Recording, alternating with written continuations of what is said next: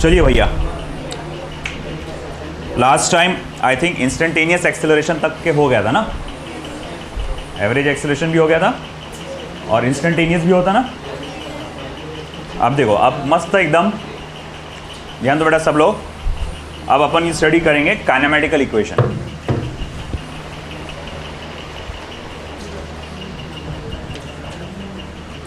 देखो ये title number क्या आएगा, 4.1.6। ओके बेटा, kinematical equation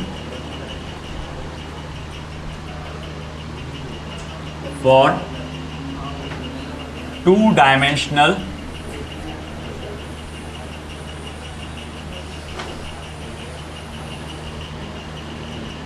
linear uniformly accelerated motion. Kinematical equation for 2-dimensional linear uniformly accelerated motion. 1 dimension के लिए आप जानते हैं कुछ फॉर्मूले, जैसे x is equals to u t plus half of a t square, v equals to u plus a t, v square is equals to u square plus twice of a x, x n equals to u plus a by two twice of n minus one. हालांकि ये वाला तो use करते नहीं हम लोग यहाँ पे, मेन बेसिक 3 ये है आपके।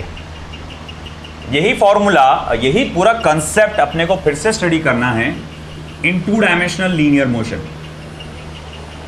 और जब 2-डायमेंशनल लीनियर मोशन में आप पढ़ेंगे तो अब ये फॉर्मूला ऐसा लिखा जाएगा, r is equals to u t plus half of a t square. वैसे इसको लिखना चाहिए डेल्टा आर। क्यों डेल्टा आर? क्योंकि भैया delta r means what, displacement.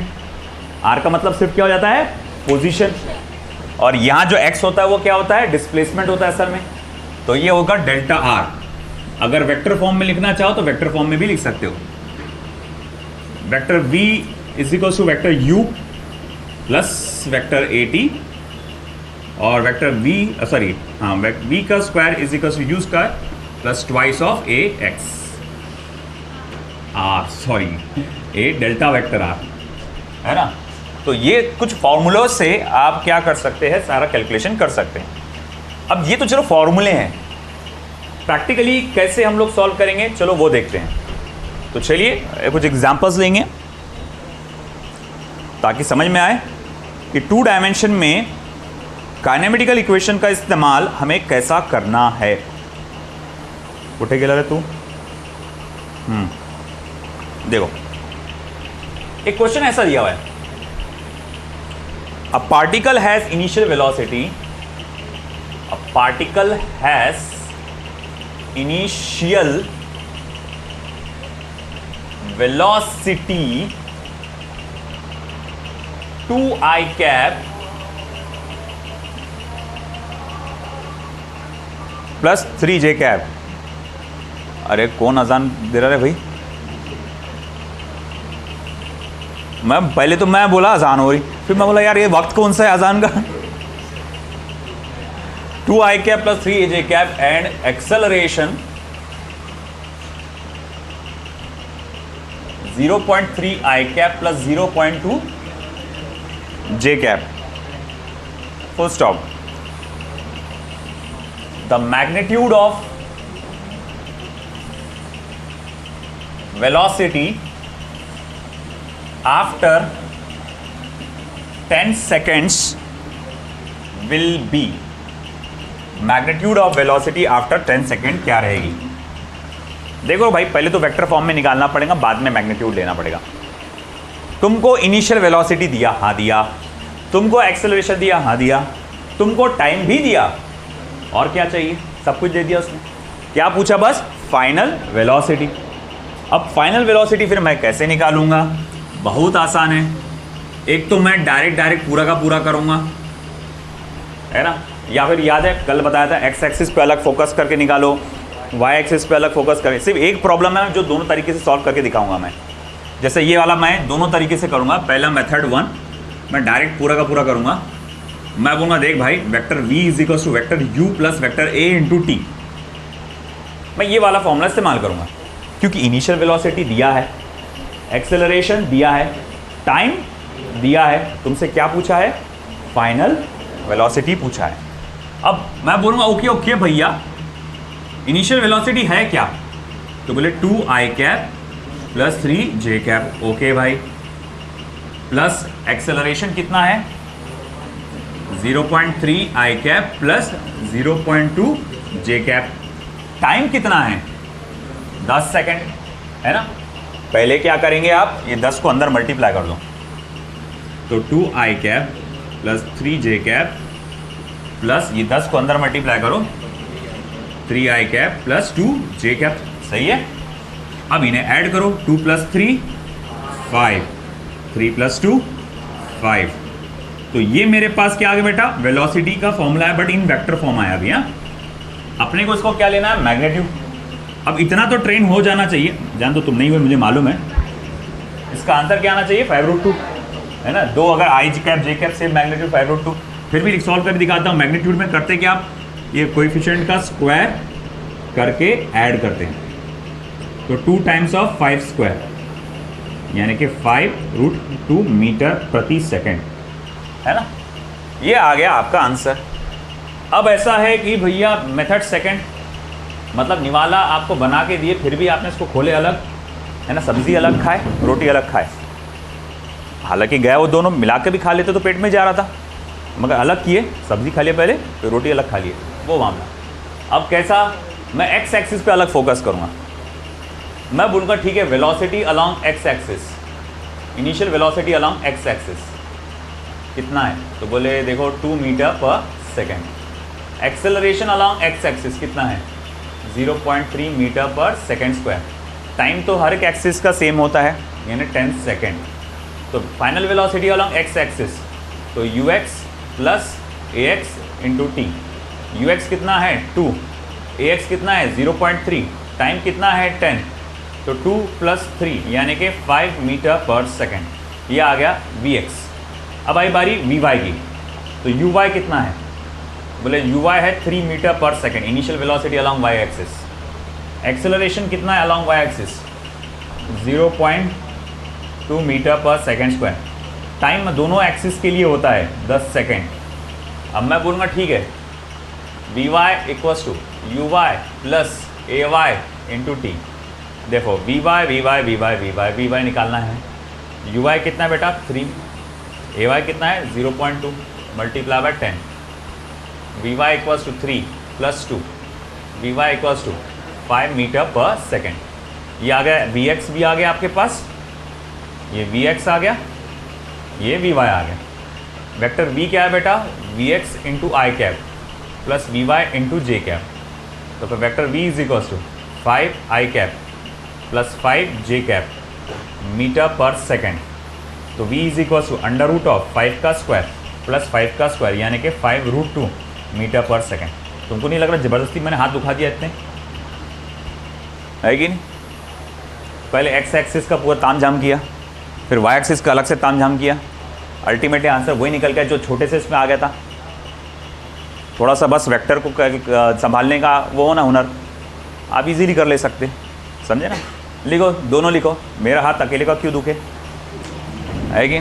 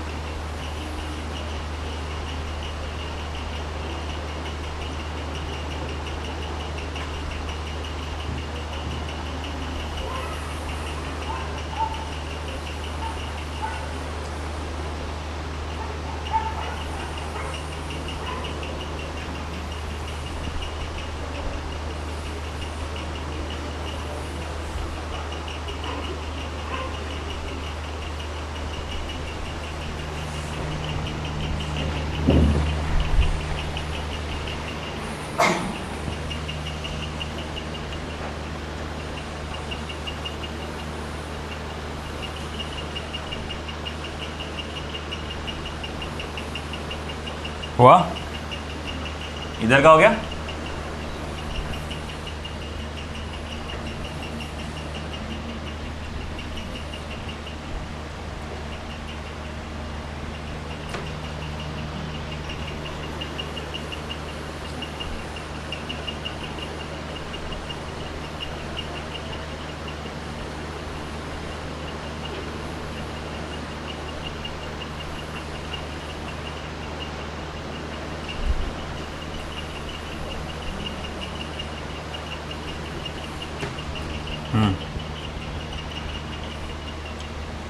Next example, an object has a velocity vector v equals to 2 I cap plus 4 j cap meter per second at time t equals to 0 second full stop. It undergoes a constant acceleration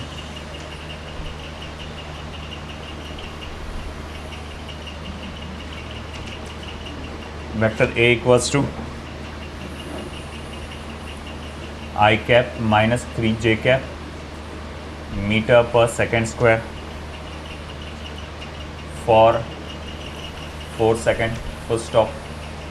Then find the coordinates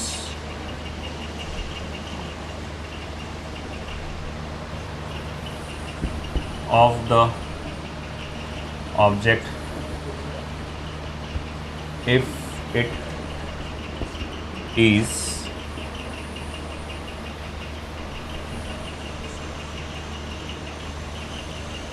at origin at t equals to 0 seconds.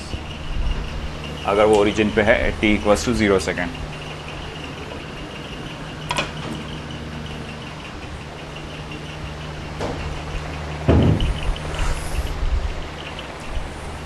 ठीक है, अब coordinate पूछा यानी final position पूछा उसने, कैसे निकालेंगे? बहुत आसान है।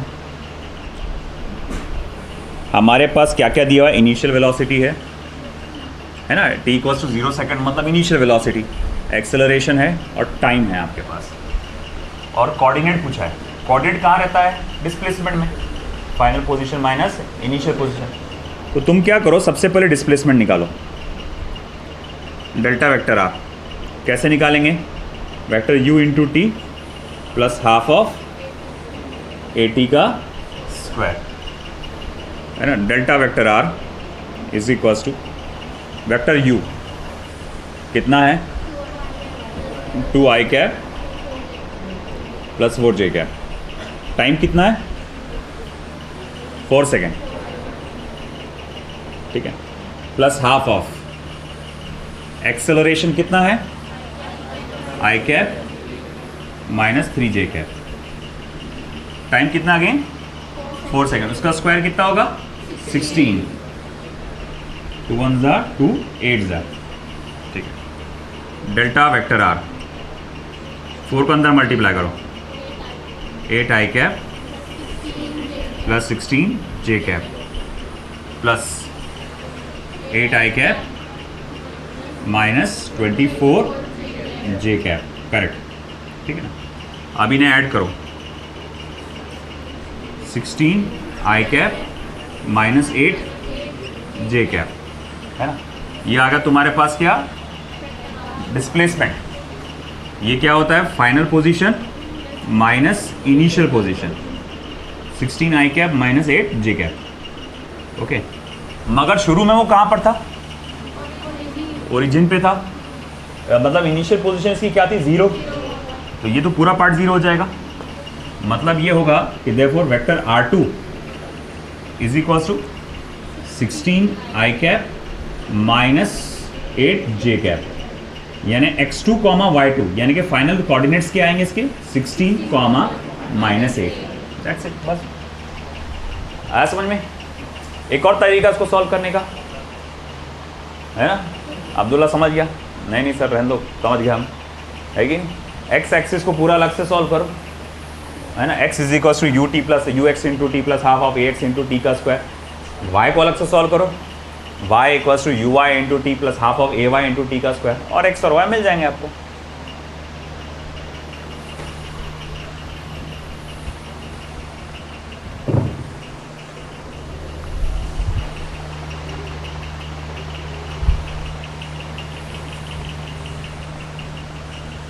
इधर का हो गया ना भैया?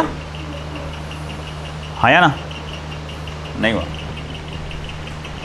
स्पीड बढ़ाओ भाई, स्पीड बढ़ाओ, बहुत सारा लेने का है। अब तुम्हारा 1.5 घंटे के बैच कटाता मेरे को, टाइम इनफ नहीं हो रहा मेरे को।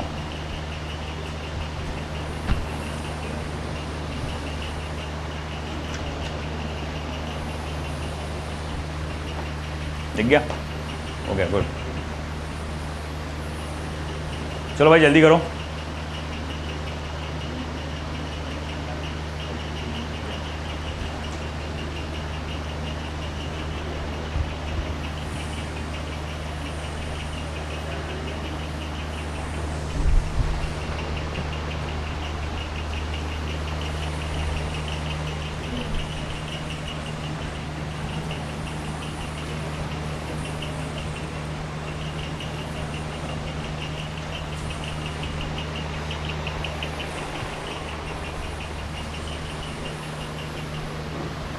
स्पीड बढ़ाओ भाई, स्पीड बढ़ाओ, बहुत टाइम हो जा रहा। अभी यही चल रहा कई लोगों का।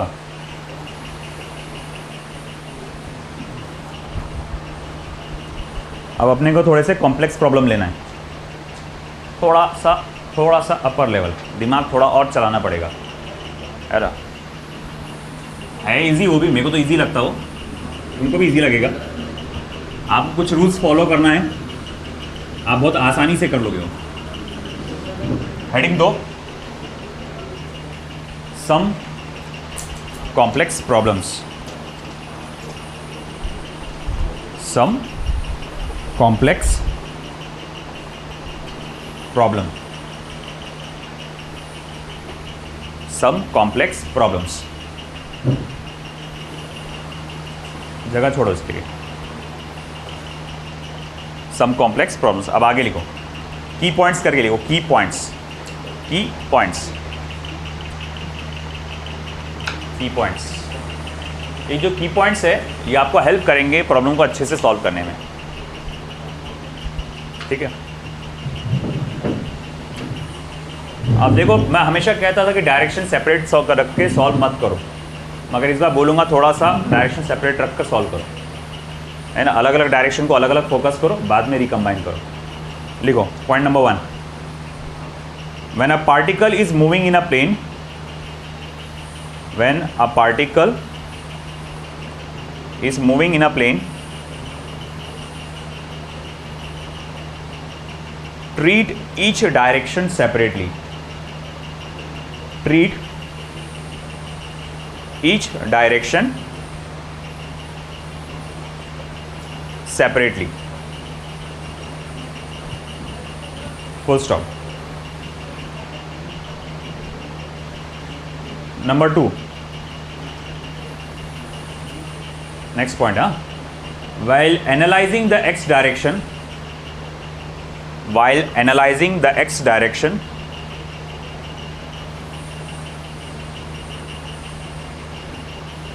forget about y direction. When analyzing the x direction,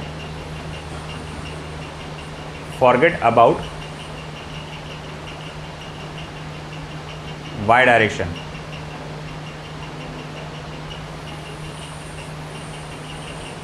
And while